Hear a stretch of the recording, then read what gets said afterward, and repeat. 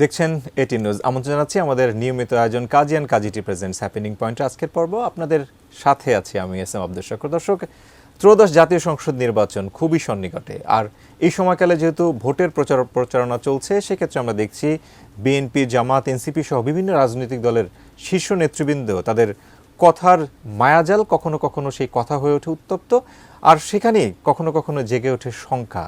প্রশ্ন থেকেই যায় যে নির্বাচনের ক্ষেত্রে সেই আমাদের যে নিরাপত্তা, সেটা কোনো বিঘ্নিত হবে কিনা। এমন সব যখন প্রশ্ন, তখন আমরা আজকে বিষয় নির্ধারণ করেছি নির্বাচনী উত্তাপ ও নিরাপত্তা পরিস্থিতি। আর এই বিষয়ে আলোচনা করবার জন্য একজন নিরাপত্তা বিশ্লেষক আমাদের সঙ্গে রয়েছেন, অধ্যাপক কর্নেল অবসরপ্রাপ্ত কাজী শরীফউদ্দিন। তাকে আমন্ত্রণ জানিয়েছি আমরা, তার সঙ্গে আজকের আলোচনা আমরা এগোতে চাই। আপনাকে স্বাগত জানাচ্ছি আমাদের আজকের আয়োজনে। ধন্যবাদ। নির্বাচন, ত্রয়োদশ জাতীয় সংসদ নির্বাচনের কথা আমরা বলেছি এবং 12ই ফেব্রুয়ারি সেই নির্বাচন। আজকে ফেব্রুয়ারি মাস শুরু হয়ে গেছে, হিসাব করলে আর 11 দিন বাকি আছে নির্বাচনের আগে। নির্বাচনের উত্তাপ কিংবা তার সঙ্গে নিরাপত্তার সাথে সম্পৃক্ততা খুঁজতে গিয়ে যদি একটু জানার চেষ্টা করি, নির্বাচন পরিস্থিতি এবারে কেমন দেখছেন? ধন্যবাদ কর্তৃপক্ষকে, ধন্যবাদ আমার প্রিয় দর্শক শ্রোতাদের। রাজনৈতিক উত্তাপ এবং সহিংসতা প্রতিনিয়তই বাড়ছে।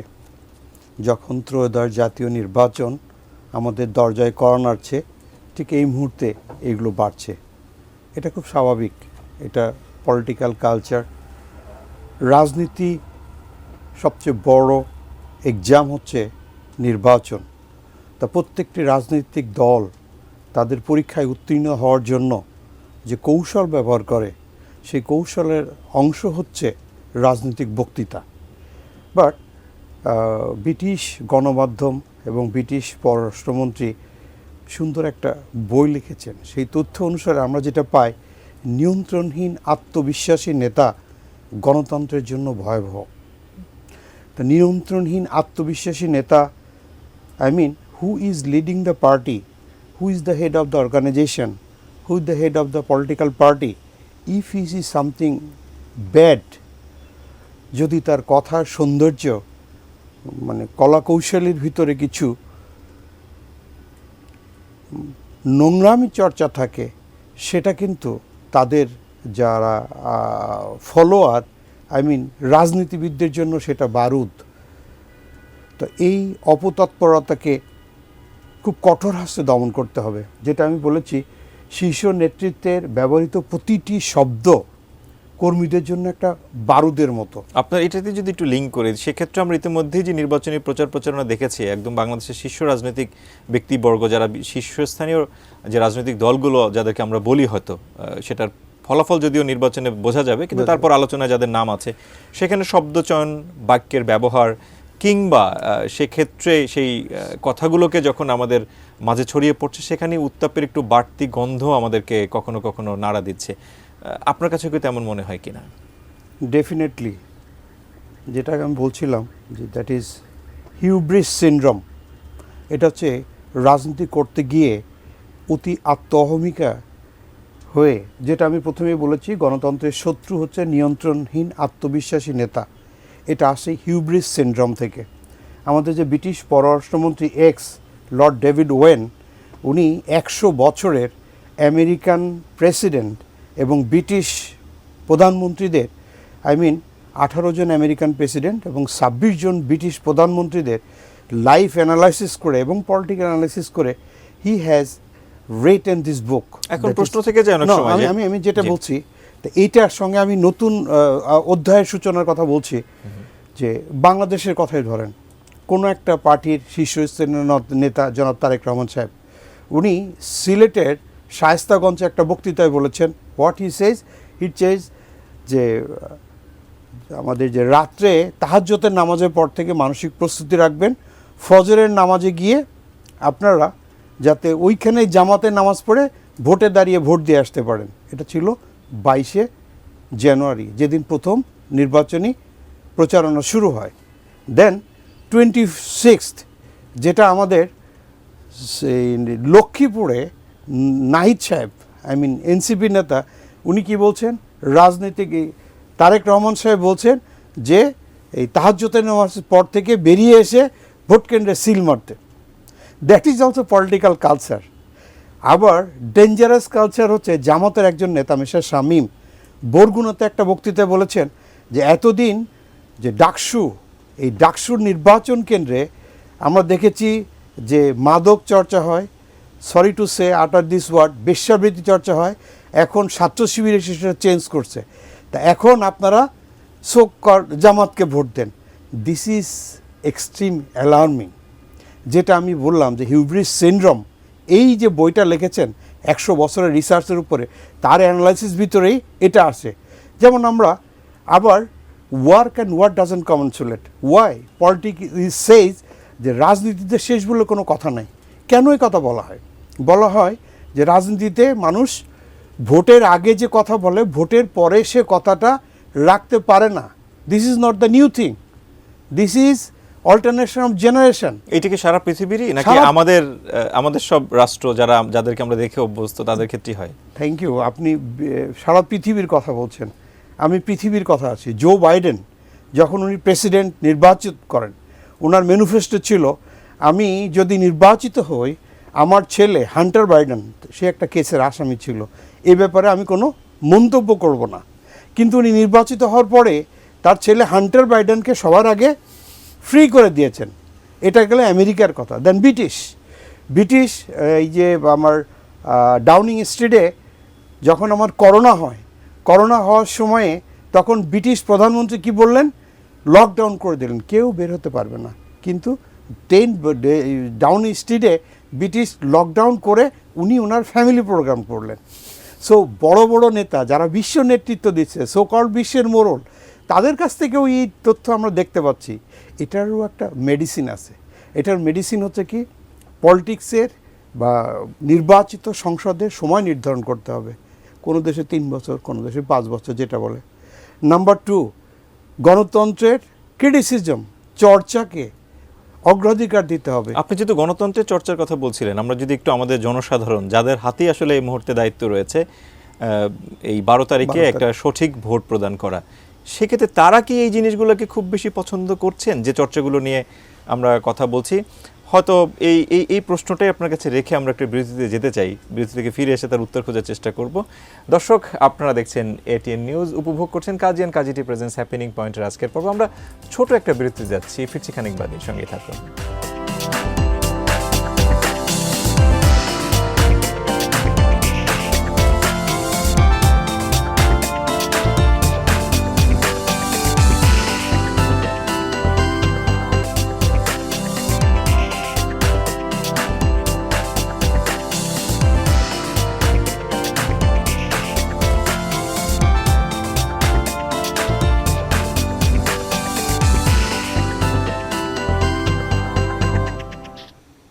বিরতির পর আরেকবার স্বাগত জানাচ্ছি এটিএন নিউজে। আপনারা উপভোগ করছেন Kazi and Kazi tea presents happening পয়েন্টের আজকের পর্বে নির্বাচনী উত্তাপ ও নিরাপত্তা পরিস্থিতি নিয়ে সাজানো আমাদের আজকের আলোচনায়। আমরা বিরতিতে যাওয়ার আগে যেখানে ছিলাম সেখান থেকে হয়তো কিছুটা এগিয়ে যেতে চাই। আমরা এই যে রাজনৈতিক যে পরিস্থিতিগুলোর কথা বলছি, নির্বাচনের মাঠে যে উত্তাপ ছড়িয়েছে, বিভিন্ন রাজনৈতিক দলের বক্তব্য কিংবা শব্দ চয়ন নিয়ে যে উত্তাপ ছড়িয়েছে, আমাদের প্রশ্ন ছিল যে আসলে জনগণ সেটাকে কতটা ইতিবাচকভাবে গ্রহণ করছেন বা তার প্রতিফলনই বা নির্বাচনে কিভাবে দেখব আমরা। ধন্যবাদ। যেমনটি বলেছিলাম যে আমাদের অভিজ্ঞতা, ব্রিটিশ প্রধানমন্ত্রী বরিস জনসন, ওনার ছিল সেই পার্টিগেট কেলেঙ্কারি, আর আমেরিকান প্রেসিডেন্ট যেটা জো বাইডেনের, হান্টার বাইডেন, নিজের ছেলেকে মাফ করে দেওয়া, আজীবন বেকসুর খালাস করে দেওয়া।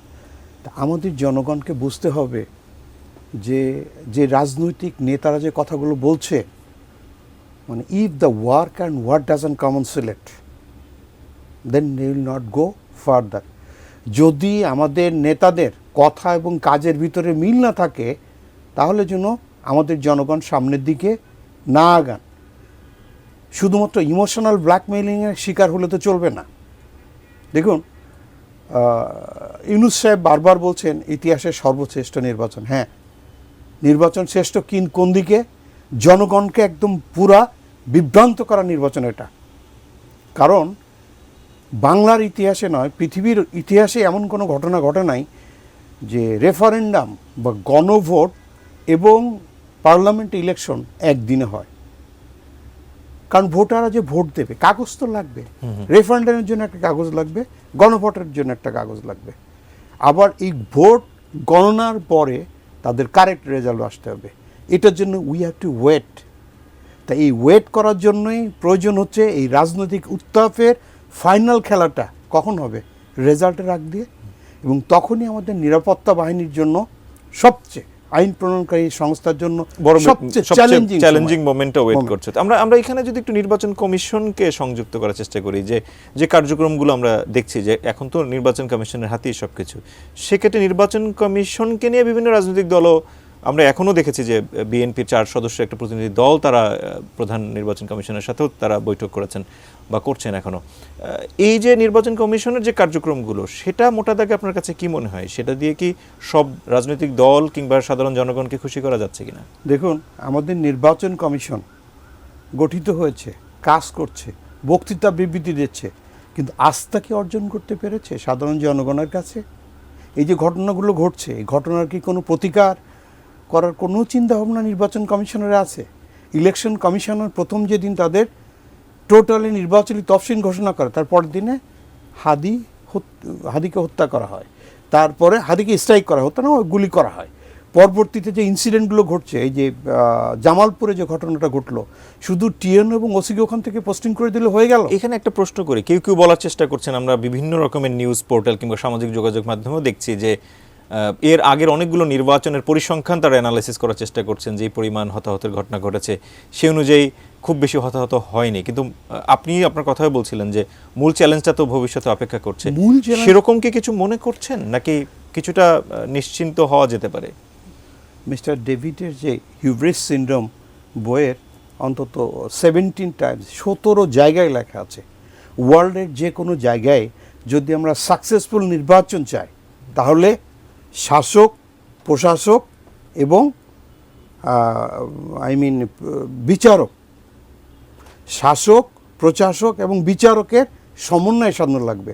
শাসক interim government, at present election commissioner, শাসক, প্রশাসক ডিসি, এসপি, সচিব, পুলিশ, সমগ্র যারা প্রশাসনিক কাজগুলো দেখভাল করছেন। দেন বিচারক, হোয়াট ফর বিচারক, কারণ একটা ঘটনা ঘটলো, বিচারক যদি তার পরপরই তাকে জামিন দিয়ে দেয়, তাহলে তো খেলাটা আরও বেশি নোংরামি হয়ে যাবে। তো শাসক, প্রশাসক এবং বিচারকের সমন্বয় লাগবে, এবং তাদের পিছনে শেল্টার হিসাবে সাপোর্ট দিতে হবে কাদের? Law enforcing agency. তাহলে সাকসেসফুল নির্বাচন সত্যি একটু দুরূহ ব্যাপার। অন্যান্য বারের সঙ্গে এবারে তুলনা করলে হবে না, কারণ এবার অলমোস্ট এই প্রতীক দেওয়ার, বরাদ্দ দেওয়ার আগ পর্যন্ত পুরা জিনিস সিল করা ছিল। এবারে খুব সংক্ষিপ্ত সময়, 22 তারিখে দেওয়ার পর থেকে আমাদের গ্রাউন্ড কার্যক্রম শুরু হয়েছে। তা সেই দৃষ্টিকোণ থেকে সময় খুব স্বল্প। আবার এই যে ভোট গণনার সময় একটা আপনার রেফারেন্ডাম, গণভোট, একটা স্থানীয় পার্লামেন্ট ভোট, এই ভোটের জন্য যে কাউন্টিংয়ের সময়, that night is very dangerous night.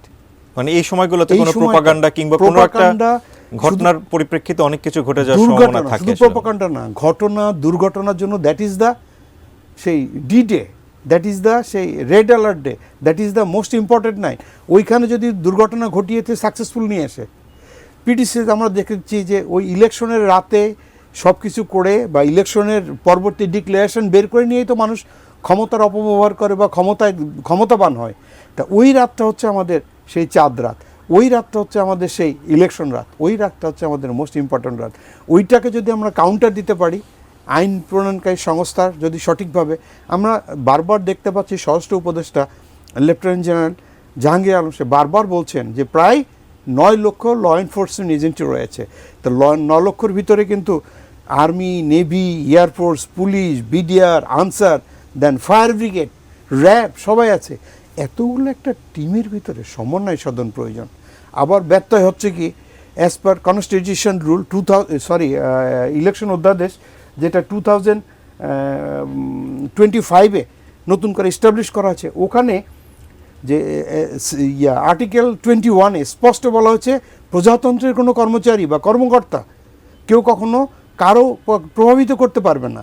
আবার আমাদের জনপ্রতিনিধিত্ব আইন যে 1972, সেখানের অনুচ্ছেদ 86-তে বলা হয়েছে বারবার যে কোনো প্রকারে যারা দায়িত্বে থাকবেন তারা যেন কোনো পার্টির পক্ষে বা বিপক্ষে কোনো রকম নয়, সেই দৃষ্টিকোণ থেকে তাদের মিনিমাম পানিশমেন্ট হচ্ছে 1 ইয়ার জেল, ম্যাক্সিমাম পানিশমেন্ট হচ্ছে 5 বছর জেল, এবং এর সাথে অর্থদণ্ডও আছে। এবং এইটাই কি আমরা ক্লিয়ার করতে পারছি? প্রিভিয়াস যে নির্বাচনগুলোর সাথে সম্পৃক্ত মানুষজনের কে নিয়ে কি ধরনের কার্যক্রমগুলো হয়েছে সেটাও নিশ্চয়ই তাদের আলোচনার মধ্যে থাকবে কিংবা মাথায় থাকবে। আমরা অনুষ্ঠানে যেহেতু একদম শেষের দিকে, জনগণ তো আসলে নির্বিঘ্নে ভোট দিতে চায়, এই নিরাপত্তা ইস্যুটা তো তাদের জন্য বেশি গুরুত্বপূর্ণ।